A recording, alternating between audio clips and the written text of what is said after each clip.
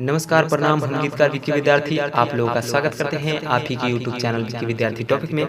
तो दोस्तों आज आप सबके लिए लेकर आए हैं बिल्कुल नया धुन, नया मैटर जो कि बहुत ही धांसू है, बहुत ही दर्दनाक है। तो आप लोग छोटा सा चार्ज दे करके पूरा फुल गाना ले सकते हैं और इस गाने को गा सकते हैं। चलिए सुनते हैं गाने का डमी। बेवफा न बूझा हमके बानी मजबूर हो, जान बुझ के रहत नइखी तोहरा से दूर हो, तोहरा से दूर हो कि हम पे कइले बाटे घर भर कराई ए मजनुआ हो, कैसे के मिले तुहसे आई ए मजनुआ हो, कैसे के मिले तुहसे आई। तो दोस्तों गाने का मुखरा कैसा लगा कमेंट करके जरूर बताएं